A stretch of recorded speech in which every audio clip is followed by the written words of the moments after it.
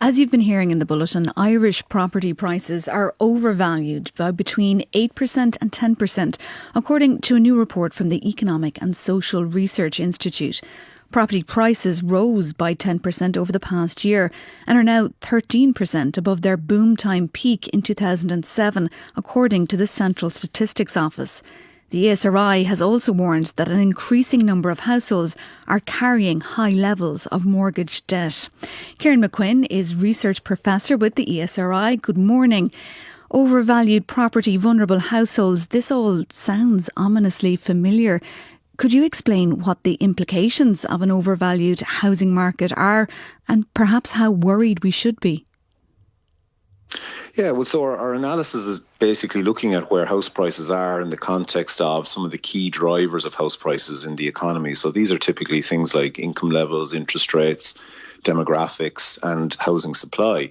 And what our analysis would suggest that when you take all those factors into account, house prices are around 10% above the value you would expect them to be at this stage. Now, overvaluation at any time always merits some attention, but I suppose you have to put it in the context that, just before the global financial crisis, for example, these similar type of analysis was showing overvaluation of 35-40%. So it's not an exactly the same type of situation, but it's certainly, given the way trends are going in house prices, and particularly given the levels of mortgage debt that households are now taking on, it is something that merits consideration. Now, homeowners may be looking at this saying, well, the value of my house is increasing. Home buyers may be seeing home ownership getting further out of their reach. But ultimately, is an overvalued housing market bad news for everyone? Ultimately, it's not sustainable in the longer term, and one would always want to see house prices aligned with we'll say the fundamental factors in the economy. Obviously, there's another important issue associated with this, which is that house prices are very high. And I think in general in the economy, it would be preferable if house prices were, somewhat lower than the rate at which they are, because they are taking up more and more of people's income in terms of whether it's mortgage repayments for those people who are owning houses or rental levels for those who are renting. So I think in general, there's probably a policy proposal there to try and get house prices and housing costs down over the longer term. And ultimately, that would be a function of kind of greater housing supply.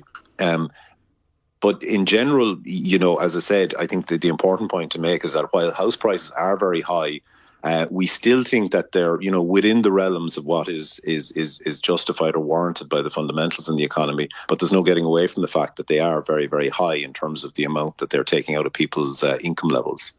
So you're not concerned then that the housing market could be overheating? Well, I think anytime there's overvaluation, you have to have some degree of concern. I think what's of more concern probably is the fact that the percentage or the amount of mortgage debt that certain households are carrying is quite high.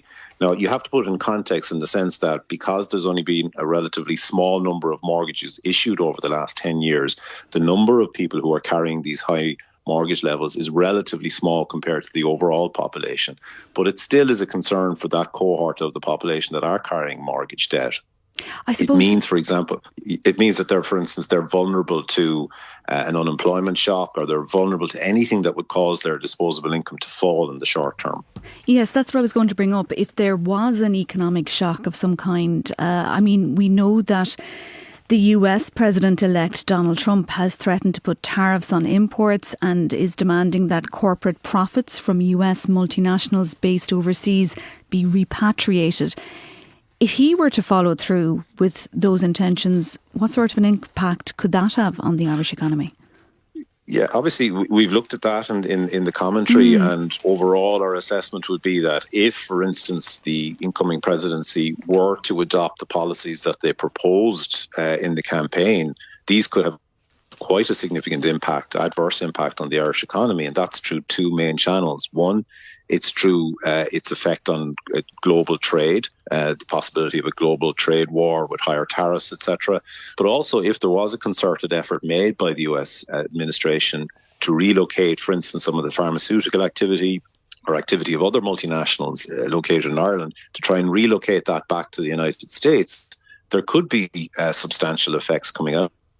Now, one has to always be, prepared for that contingency. But I suppose that the key issue is whether you will see the implementation of the policies that were proposed. But if they were implemented, it would be a significant shock for the Irish economy. There's absolutely no doubt about that. Okay. It's not all bad news, though. The domestic economy is set to grow by 3.2% this year and by 4% next year. Is our economy robust enough to withstand potential difficult times ahead that are outside of our control? There's no doubt the Irish economy is performing particularly well at present. I mean, one only needs to look at the labour market, for example, where you have over 2.7 million people working, which is a historical high. Next year, we think that figure could exceed 2.8, which again will be obviously another high. You see the buoyancy of the public finances. I mean, for example, even allowing for and taking out of consideration the Apple payment this year, we still think that the general government balance is going to register a surplus of 2%. I mean, that essentially is the envy of most European countries at present. So the economy is in a very strong position, and it's obviously worth bearing that in mind. But obviously, given that we're a small open economy, we're very much at the mercy of global trade and patterns in global trade. Any kind of deterioration in global trade, in particular, the possibility of a trade war, higher tariffs coming into being, that will have a negative effect on the Irish economy and all of the related issues associated with that. Ultimately, for example, in terms of employment levels and in terms of the buoyancy of our fiscal position.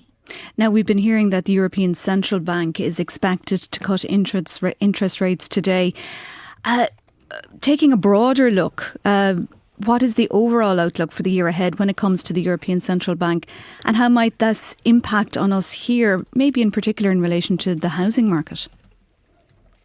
Yeah, I mean, it's a mixed picture, actually, in terms of interest rates, as you note, because we've done some other work published today which shows that interest rates are also a very important factor, for example, as far as housing is concerned. So whilst lower interest rates obviously will help many mortgage holders that are out there, particularly those in variable rate mortgages, and it will obviously aid in investment, for example, as far as the general economy is concerned, make investment cheaper by and large.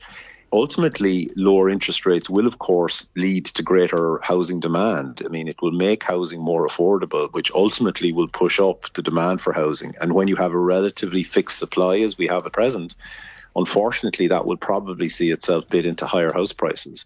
And again, I mean, the other point is, as we were talking about the strength of the economy, the fact that real income levels we expect next year could grow by as much as 4%, which is quite substantial. Again, that will put upward pressure on house prices. So, whilst on the one hand, it's good to see from a general economic perspective that you've lower interest rates and strong economic growth, these two factors do fuel housing demand as well. So inevitably, it leads to higher upward pressure on house prices and probably on rents as well. Kieran McQuinn, Research Professor with the ESRI, thank you very much.